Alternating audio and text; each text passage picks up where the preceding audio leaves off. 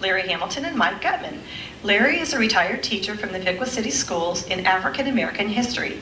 He graduated cum laude with a BS in Education History and Political Science from Central State University. Larry authored an article on helping African ancestred Americans find their roots, and he was a presenter on family history and genealogy at Central State. Larry's a founding member of the African American Genealogy Group of the Miami Valley, the Garrard County Historical Society, and the Greater Loveland Historical Society Museum, as well as the founder of the nonprofit organization Promoting Recognition of Diversity, which recruits minority candidates to teach in the Piqua City school system. Those are just a few highlights in a very extensive resume, but very pertinent to today. Mike Gutmann is a graduate of Lehman Catholic High School. He obtained his bachelor's degree from Miami University in 1981 and from the University of Cincinnati College of Law in 1984. Mike is a partner with the Piqua law firm McCulloch, Felger, Veit, and Gutmann, following in the footsteps of his father, Paul Gutmann. Mike presently serves as president of the Piqua Rotary Club and is a trustee of the Piqua Historical Area Friends Council. He's a member and past president of the Miami County Bar Association and a member of the Ohio State Bar Association. Mike has also served on the Piqua Catholic School Board and on the boards of the Piqua United Way, Hospice of Miami County Red Cross, and the Layman Scholarship Committee, to mention a few. Now, I'm sure you're tired of hearing me, so I'm going to turn the program right over to Larry Hamilton and Mike Gutmann.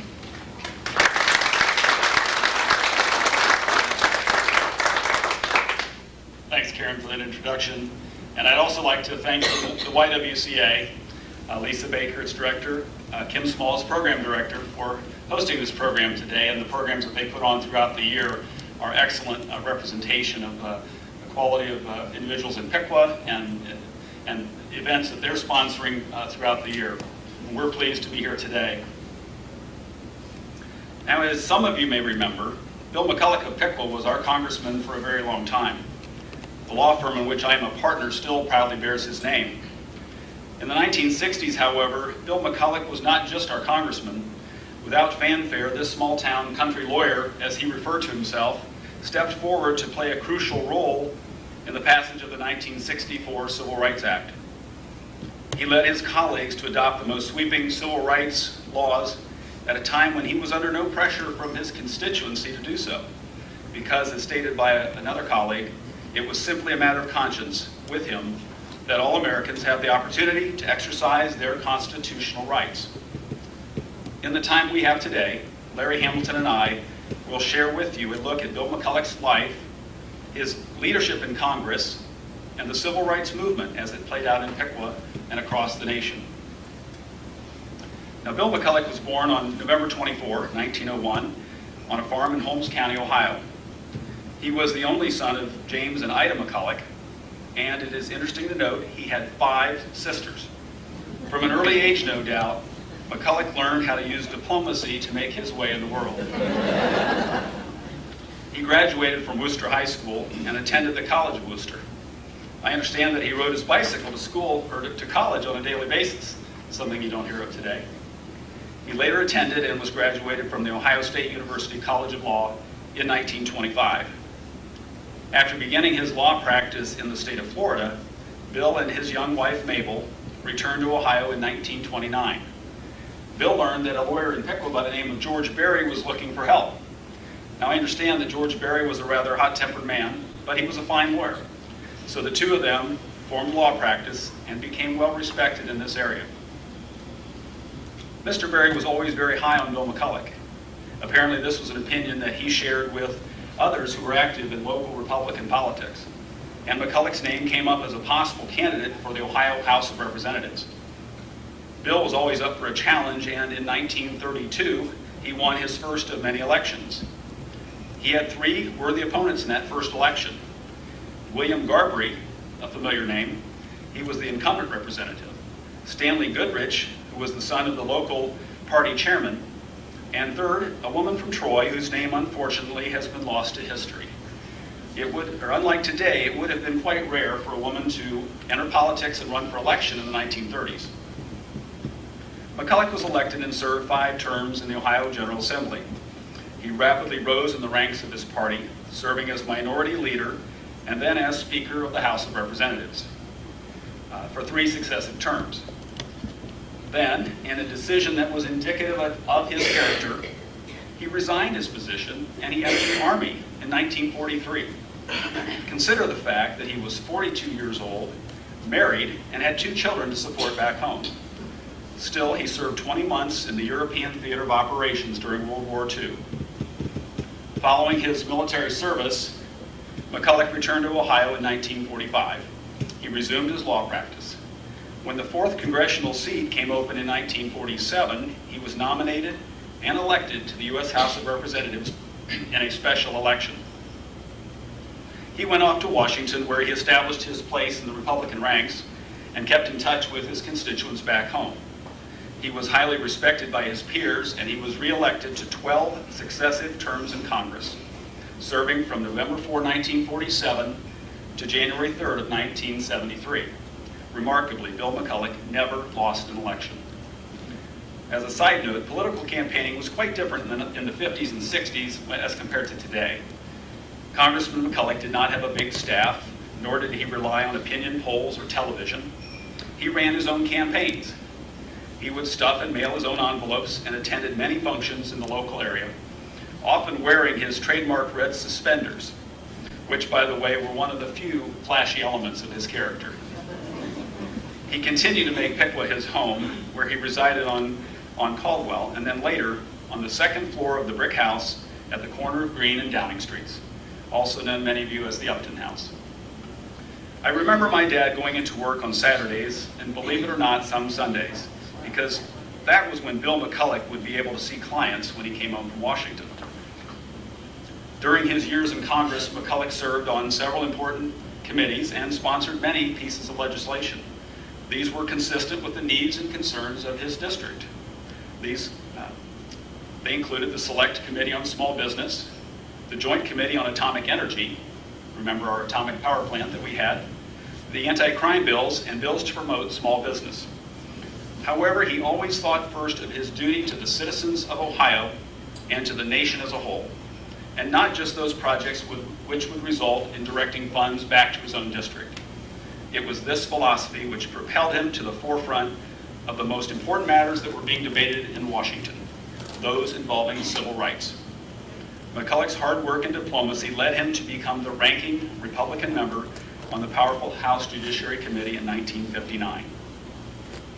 Of course, John F. Kennedy was elected our president in 1960, and the modern civil rights movement was beginning to heat up. It was a volatile time in our nation's history.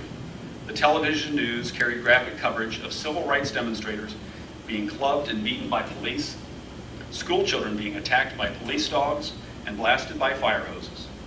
These events occurring in cities across the South were front page news, but the impact on Black Americans was not confined to the South. A local attorney from Sydney had commented that a Black family traveling through Shelby County was virtually a prisoner in their own car. There was no restaurant where they could stop to eat or place where they could find lodging for the night. Larry?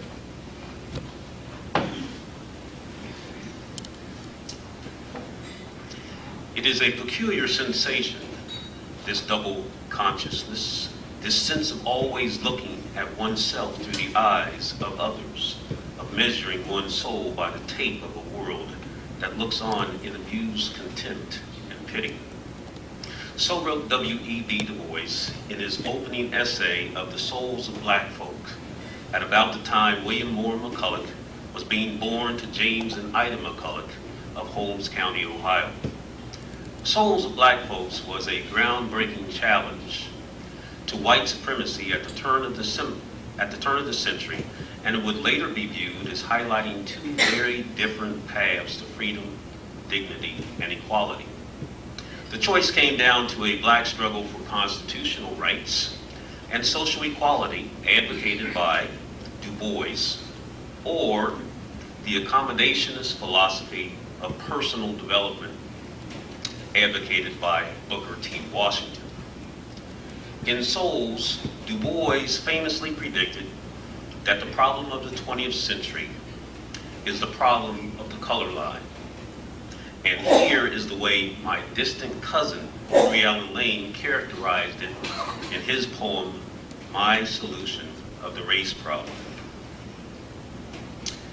Here of late about the Negro, there's a great deal being said by our so-called Negro leaders, many of whom need to be led. Here's the plan I would adopt, and success would surely follow. So much talking I would stop, educate, and save the dollar. Trust no longer party ties. Think no more of immigration. Trust yourself if you would rise. God and wealth and education. Train your head, your heart and hand.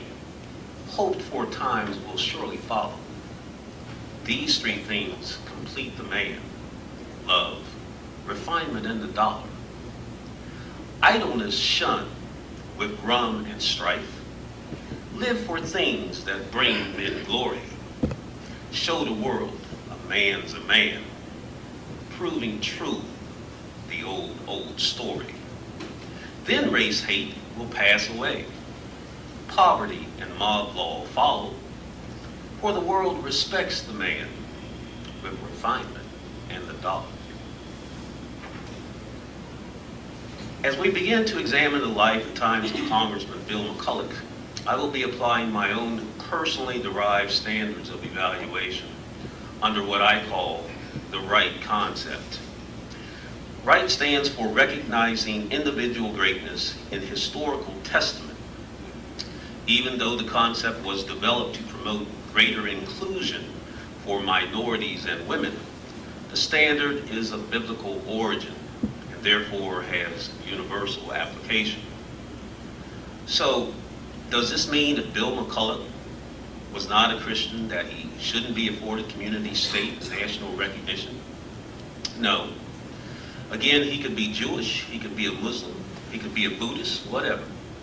There simply has to be an element of the person's character and behavior in testimony to his loving others as we love ourselves, or esteeming others greater than thyself, or in other biblically applied principles of service to humanity.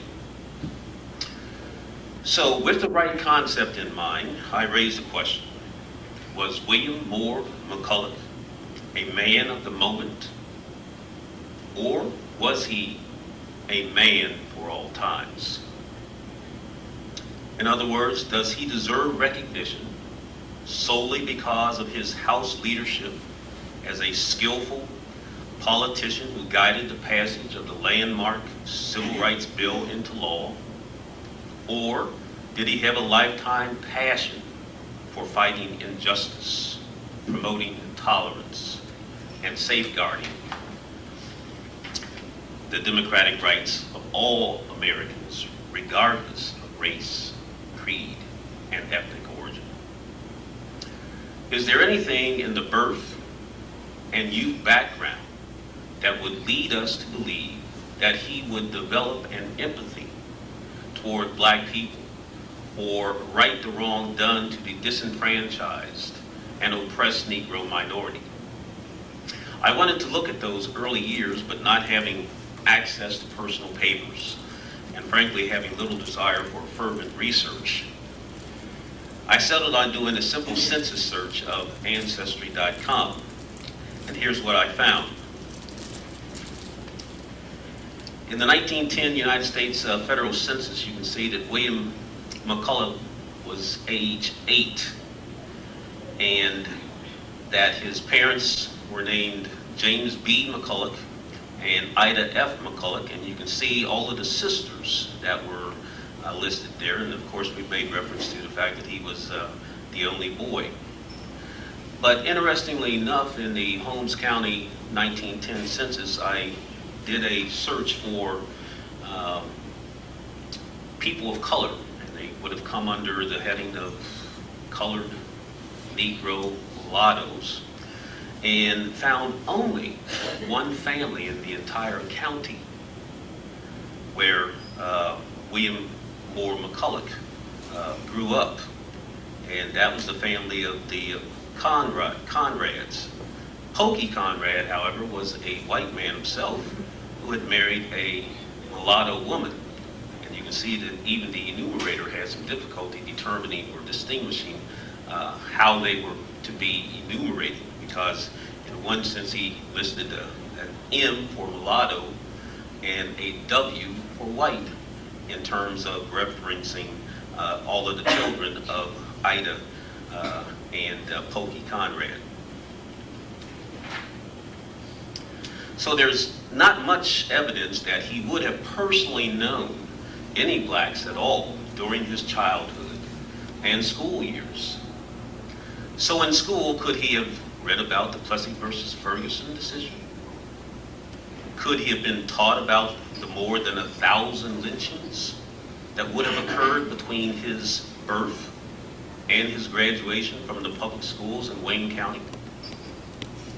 Would he have read the local newspapers and found that there was a huge national debate in the black community about the lives and philosophies of W.E.B. Du Bois and Booker T. Washington?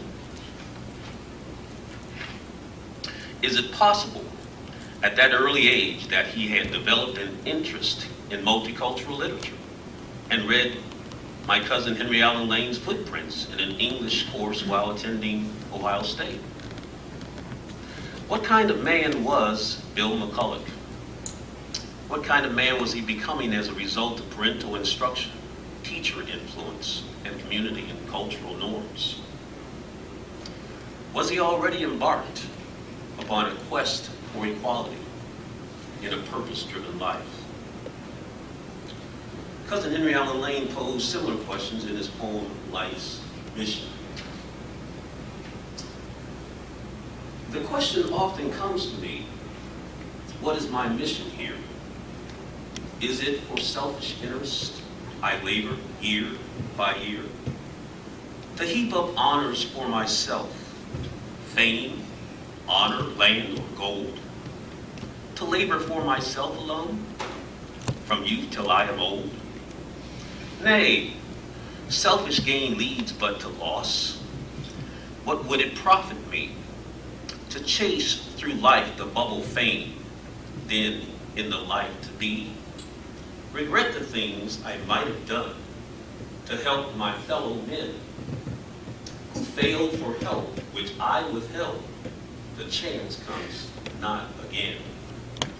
Yes, rather I my life were spent like humble Mary's son, and I about go doing good until my days are done.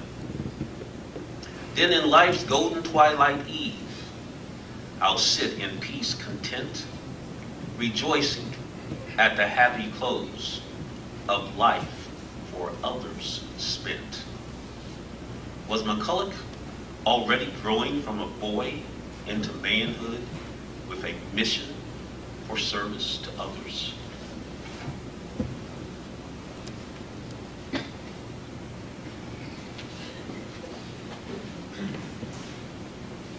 At this point, I'd like to recognize my wife Elizabeth, who is here, and she, along with Bill Milligan, an attorney and former state legislator, presented a program to the YWCA in this very room 20 years ago, almost to the month, in April of 1987.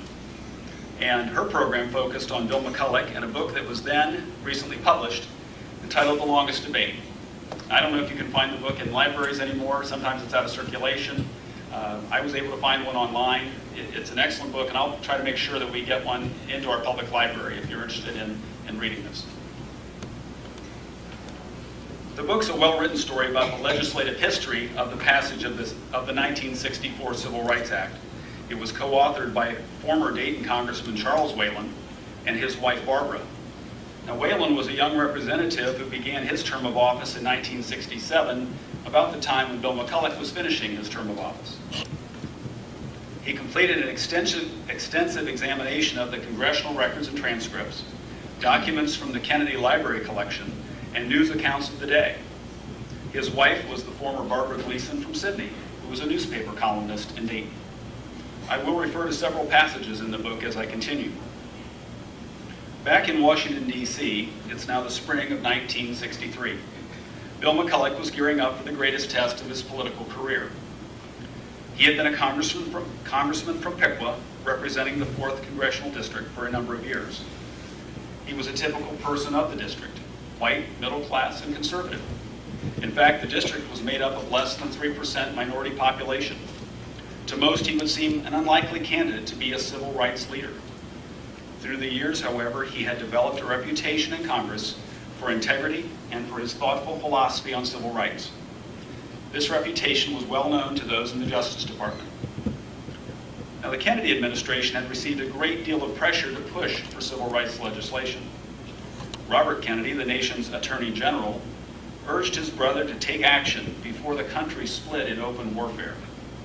The events in Montgomery and Birmingham, Alabama, and those played out across the South in Raleigh, Knoxville, and New Orleans, and in the North in cities such as Chicago and Detroit, were too much to ignore. President Kennedy himself was reluctant to push for measures that he felt sure would fail in Congress and which might jeopardize his 1964 reelection campaign. On June 11, 1963, Kennedy went on television to confront the great issue of the day. He spoke these words: "We face, therefore, a moral crisis as a country and as a people. It cannot be met by repressive police action. It cannot be left to demonstrations in the streets. It cannot be quieted by token moves or talk. It is time to act in Congress, in your state and local legislative body, and above all, in our daily lives. Next week, I shall ask the Congress of the United States to act to make a commitment it has not fully made in this century to the proposition that race has no place in American life or law." The White House realized that no civil rights bill could pass both the House and the Senate without substantial Republican vote, and there could be no such vote without the support of William McCulloch, being the ranking Republican or member of the House Judiciary Committee. But what was it about Bill McCulloch that placed him in such an important role? As noted earlier, he had a humble beginning growing up in rural Ohio. He was educated as a lawyer and practiced law. For a time, he lived in Jacksonville, Florida. There he saw firsthand that segregation was not only cruel and unfair, it was unconstitutional. McCulloch enjoyed wide popularity in this district, winning re-election many times over. It would seem that he might have little to do with civil rights, but that was not Bill McCulloch. He firmly believed that the Bill of Rights applied to all of America's citizens, black and white. And in his position, he had the power and ability to bring together those members of the committee that would support the legislation and address critical civil rights issues: voting, public accommodations, public education, and equal employment opportunities. At this critical juncture, Attorney General Robert Kennedy sent one of his top assistants, Burke Marshall, to Piqua to meet personally with Bill McCulloch. On a warm summer day, July 2nd, 1963, Mr. Marshall was met at the Dayton airport by McCulloch's son-in-law, David Carver, a guest with us today. It so happened that McCulloch was not immediately available that day because he was giving a talk to the local Rotary Club. So Carver took Marshall to lunch at the Piqua Country Club. They went on a quick tour of the city, and he had cooled his heels for a while. Imagine trying to entertain an Assistant Attorney General of the U.S. while your father-in-law is speaking to a local service club. But McCulloch took his obligations seriously. And following his speaking engagement, he met with Marshall back at his office in the old Piqua National Bank building on the second floor. In the meeting that followed, crucial decisions were discussed and made, which ultimately resulted in the passage of the most important Civil Rights Act in U.S. history. Again, referring to the passages in the longest debate, Congressman Whalen paints the picture this way. The congressman's office was a pleasant place overlooking the town square. The room belonged to a man of refined but Spartan tastes: wood paneling, well-worn law books, comfortable leather chairs, and wall plaques that honored him for one reason or another. McCulloch seemed as disarmingly provincial as his office. A courtly man of average height, whose thinning red hair was now mostly gray, He welcomed his important guest to Piqua with a firm handshake and a few well-chosen words, in a voice Midwestern flat and nasal. As he seated himself behind his desk, one could glimpse the workaday red suspenders and the plain yellow pencils that he carried in his shirt pocket. But the hazel eyes behind the horn-rimmed glasses were canny, the nose and chin were Celtic sharp, as befitted a man of Scottish ancestry. The mouth under the trim mustache always seemed to be on the verge of a smile. Bert Marshall, it would have been a mistake for him to underestimate either the man or his surroundings, and he was inclined to do neither. Bill McCulloch's reputation for integrity, as well as his thoughtful philosophy on civil rights, was well known to all those in the Justice Department. In introducing his bill on January 31st, McCulloch had declared it on the floor of the House a comprehensive bill which seeks to advance the cause of civil rights in the United States. Anyone, of course, can introduce grandiose legislative schemes, but reaching for the sky rather than aiming for the possible is a form of showmanship we do not wish to engage in. For only in compromise, moderation, and understanding are we able to fashion our society into a cohesive and durable structure. The possible was exactly what Bert Marshall aimed to find out. McCulloch's and the President's bills were not that different, but Marshall had to persuade the congressman to support the bill and to meet privately with the justice officials to work out a compromise that everybody could accept. McCulloch did place two ironclad conditions on his support for the bill. First, the Kennedy administration would not allow any Senate amendments to gut the bill. That means there would be no amendments of which Bill McCulloch did not approve. Second, if Republicans were going to lend their support to the bill, they were also to get equal credit for its passage. In summarizing the meeting, Mr. Whalen writes, "In the privacy that the small town of Piqua, Ohio offered, the two men fashioned the strategy whereby McCulloch would put his own stamp on the president's measure and try to get the Republican liberals and conservatives to go along."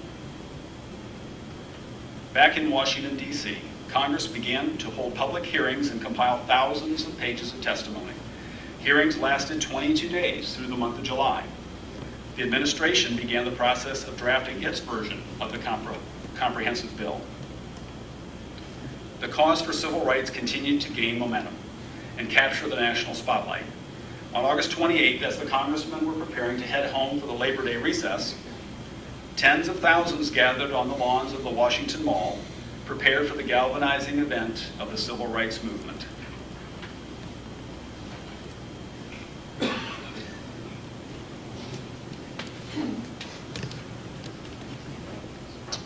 Push.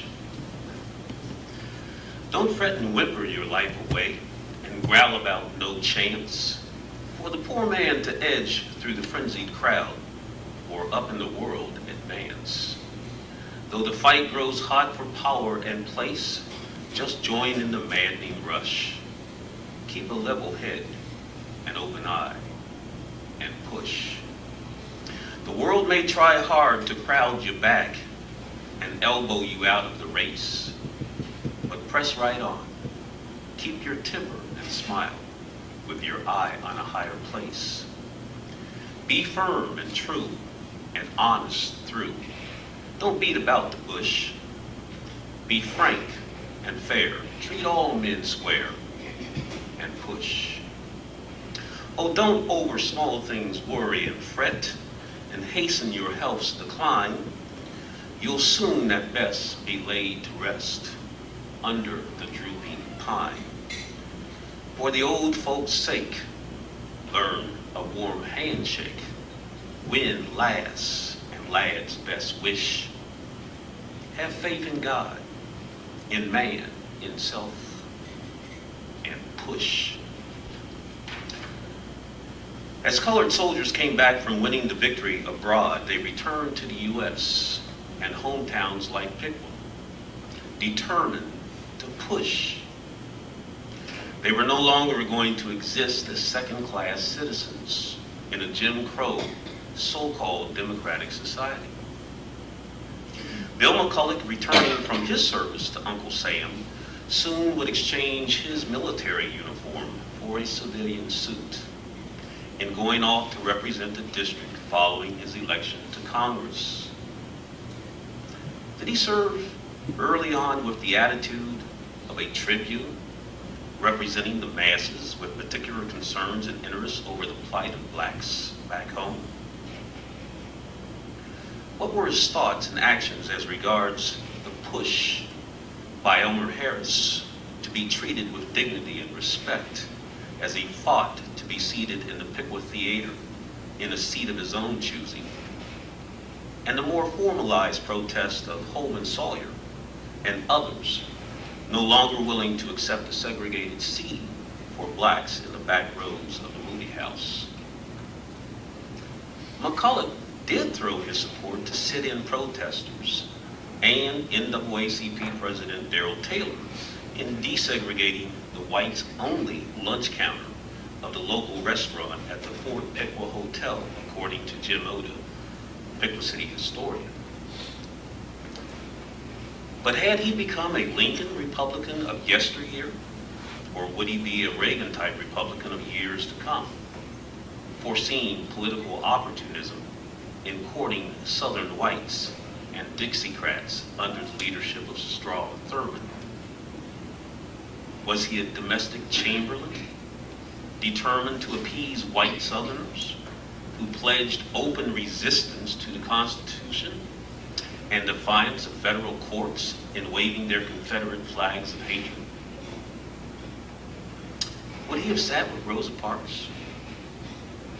Did he march with Dr. King? Did he cry out for justice in the brutal murder of Emmett Till, or comfort Mamie Till at the loss of her son? Would he have risked his life in protecting Elizabeth Eckert and the Little Rock Nine, or face down those standing in the schoolhouse door, barring the pathway to the equality of educational opportunity? We've been told over and over that Bill McCulloch was a man of virtue, character, and integrity. But all of the questions that I have raised are designed to test that premise.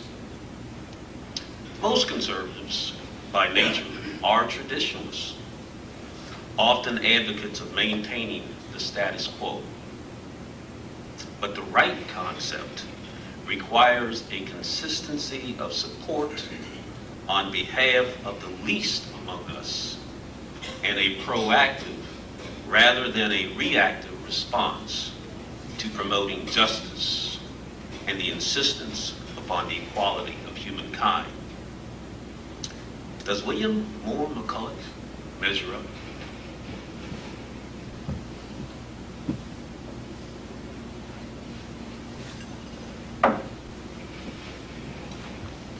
You have to consider that a piece of legislation designed to address almost 200 years of discrimination would not be easy to fashion, nor would it happen without its setbacks. With violence in the streets and school children in Alabama being attacked by police dogs, the Democrats were divided on how to proceed. The liberal Democrats were led by Emanuel Seller, a longtime congressman from New York. The Southern Democrats were a strong and powerful force, and they were determined to delay and defeat the legislation. Seller and the other liberals proposed amendments to the bill to broaden the education and equal employment opportunity provisions. Meanwhile, Bill McCulloch was caught in the middle. He had been working on a compromise with the Justice Department to keep the provisions of the bill enforceable. He and Seller had been united in their desire to put forth a bill that would pass both the House and the Senate. When the bill went to the Judiciary Committee of the House, there were so many opinions and different philosophies on how it may be revised, it seemed doomed never to reach the floor of the House. At this point, Bobby Kennedy got involved. He summoned Manny Seller to his office and chastised him for deviating from the agreement which they had worked out months earlier. Next, Kennedy threw his weight behind Bill McCulloch. As noted in the book, determined to bolster McCulloch's confidence in the administration, Kennedy gave orders that no one in the White House or the Justice Department would take credit for the bill if it was successful. The statements would say, "Congressman McCulloch has done it, and so has Congressman Emanuel Seller." Bobby Kennedy, in effect, became Bill McCulloch's press aide. That's quite a powerful name to have backing your efforts. After another committee meeting with different amendments being proposed, there was no consensus to get the bill passed. finally, on October 23, 1963, the top congressional leaders met with President Kennedy in the cabinet room of the White House. The passage in the book paints this scene. The room was a jumble of voices as the men argued back and forth about the subcommittee bill and how it could be trimmed. Then came the slow and deliberate Midwestern tones of Bill McCulloch. "Certainly, I can't vote for the bill that came out of the subcommittee," he said, adding in his wry, deliberate way that if we had a little time, all the king's horses and all the king's men could put Humpty Dumpty together again. At these cryptic words, the room quieted. The president and the others listened as the calm and logical congressman made a pitch for some additional input into the bill. "I don't think we're too far apart," answered McCulloch. And with that, Kennedy was delighted, and he led a lengthy discussion of the bill and McCulloch's suggestions for compromise. This would be one of the final meetings between the president and Bill McCulloch. Less than a month later in Dallas, Texas, an assassin's bullet ended the life of the 46-year-old president. Washington came to a standstill for the ceremonies relating to his funeral and burial, and a nation mourned its loss. In February 1964, the Civil Rights Bill proceeded to the House floor, where each individual section was subject to further discussion and amendment. At one point in the proceedings, McCulloch grabbed the microphone and implored his colleagues, "If we pick up this old provision which does not provide for judicial review, I regret to say that my individual support for this legislation will come to an end." Shocked silence filled the House. The bipartisan coalition, a tenuous thread at best, was about to break. McCulloch, flaming from the neck up, stared straight ahead, fed up with being repeatedly betrayed each time he thought that he and the Democrats had a firm agreement. His startled colleagues gave McCulloch a long look and decided that he had meant it. The Democrats knew they had to have McCulloch's help to get the legislation passed. In response, the members of the House soundly defeated the objectionable amendment. Not one Republican voted against McCulloch. It was his finest hour. Shortly thereafter, the bill went to a vote and passed by the remarkable margin of 290 in favor and only 130 against. After the six-day Lincoln's birthday recess, the bill would next go before the Senate, where Southern Democrats were surely to launch a lengthy filibuster. Now, if you remember your civics lessons, the filibuster is a procedure that's unique to the Senate. Unlike the House of Representatives, where action on the floor is governed by strict rules, the Senate has a hallowed tradition of unlimited debate. It was originally designed to foster considered and scholarly discourse on great national issues, and it often does. But it can be used simply to delay the passage of law. By making prolonged speeches and reading irrelevant material, a small but determined group of senators can prevent the bill from coming to a vote. There are only two ways to stop a filibuster, and both take a great deal of time. One is to invoke cloture, which requires a 2/3 vote of the entire Senate to end the debate. The second, keep the delaying senators on their feet and hopefully wear them out. So after 13 weeks, 4 million words spoken, and a great deal of political wrangling, the longest filibuster in the Senate history was ended. True to their word, the administration and the leaders of the Senate had not allowed the bill to be gutted. Finally, the bill returned to the House for approval of the compromise version. Final attempts by Southern Democrats to delay a hearing on the bill were defeated. And on July 2nd, 1964, exactly 1 year to the day since Bobby Kennedy had sent his Assistant Attorney General to Piqua to meet with Bill McCulloch and to obtain his support, the bill was finally approved. To my colleagues in the Congress, Bill McCulloch said in closing, as well as to people everywhere who believe in equality under the law, who support the Constitution, and who love liberty not only for themselves and for others as well, the Civil Rights Bill now before us for final consideration is in accordance with the best traditions of America. Mr. Speaker, Representative Lindsay spoke up. I wish to express my appreciation to the distinguished gentleman from Ohio. The country and the Congress owe him a debt of gratitude. As Bill McCulloch sat quietly, the entire House rose in a rare standing ovation. A tribute to his leadership in helping to steer the legislation through the treacherous currents of Congress. Acknowledging the applause, McCulloch simply stated, "Never have so many of such ability worked so hard and so effectively, for which so few received the credit.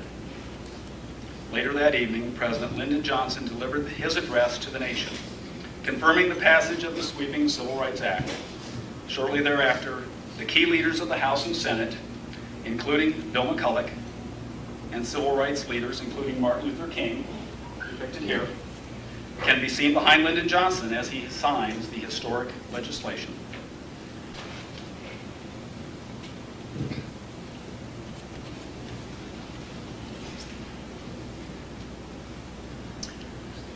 Some little good. Bill McCulloch did a great deal of good.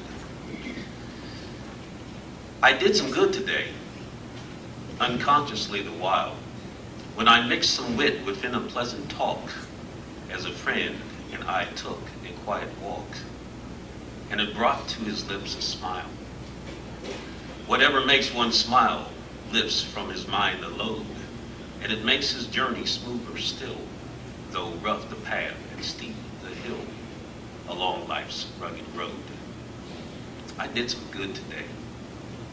When I shook a stranger's hand, it made him feel that he had one friend in the world whose courtesy did extend to a stranger through the land. I did some good today. To a beggar at my door who only asked for a crust of bread, for he had neither home nor friends, he said, and he thanked me o'er and o'er. So may I always be from selfish motives free, determined to do whate'er I can to lighten the load of my fellow man through kind fraternity. Bill McCulloch was a lawyer like my friend and fellow presenter, Mike Gutmann.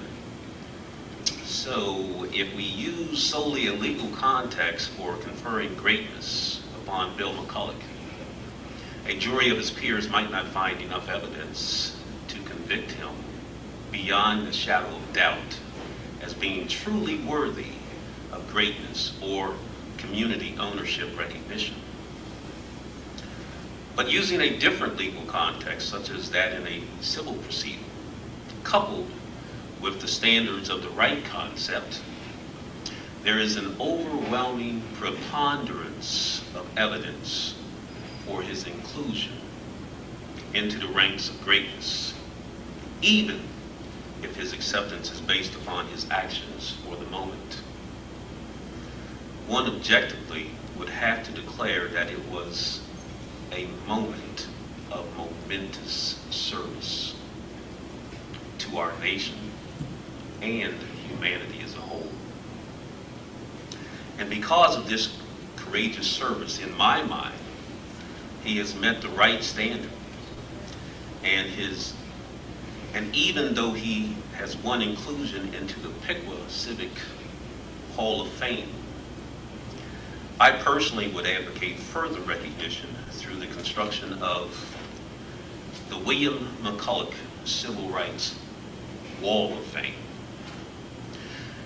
You know, few Piqua realize the critical role played by Piqua Congressman Bill McCulloch in the writing and passage of the landmark Civil Rights Bill of 1964. We can honor Mr. McCulloch and allow the world to select the top 100 great humanitarians and freedom fighters for civil rights from all around the world. This could be launched as a part of the Piqua Bicentennial celebration. The wall could be connected to the Randolph Friedman Memorial at the African Jackson Cemetery, or on the square in close proximity to the offices of McCulloch, Felger, Fike, and Gutmann, or even within the newly renovated Fort Piqua Hotel Library building. In closing, I would like to say Bill McCulloch was my kind of man, and I'd like to honor him with the last of a series of poems that I read from Henry Allen Lane. It's titled My Kind of Man. The kind of man for me is one who seeks no praise for what he's done, who labors not for man's applause, but gets his share of praise because with an honest heart for right strives he. And that's the kind of man for me. Though highly honored, he does not scorn the honest rags of the lowly born. Good cheer and hope to all he brings. For he looks at the sunny side of things. His manly heart is as light and free as the morning breeze. He's the man for me. He knows a smile and a warm handshake. Oft from a stone a heart will make, from which kind words drive out despair and plant an honest purpose there. He looks for the good in men, and he is the kind of man I delight to see. Thank you.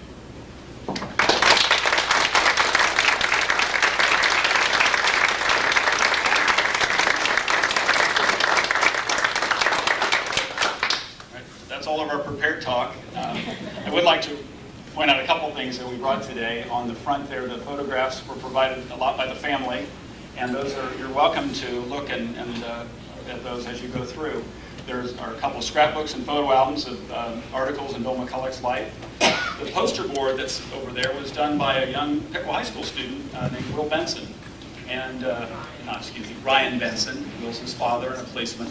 Ryan Benson did this as part of History Day last year and won a Superior Award for his work.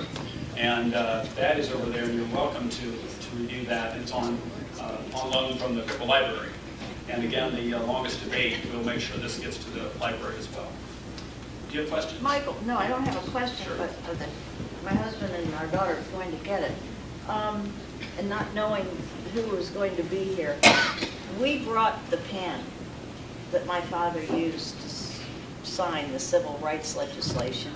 And I thought you'd just like to see it, so they're getting it. We keep it in our safety deposit box because it is a real thing of history. Yes. But they'll be back soon. Great. Well, thanks for sharing with us all of your memories of him and for being here today. We're going to stay for lunch. If you have questions, we certainly invite you to join us there. Larry, do you have anything else? Yeah, well, Mr. Carver returns with the pin, historic pin. I would like to acknowledge some of our guests this morning. Students from Piqua High School are attending the presentation this morning, and many of them, I think all of them actually have at one time or another been my prod scholars, and I am proud of them, and I am thankful and appreciative of Piqua High School for allowing them to attend this morning's presentation.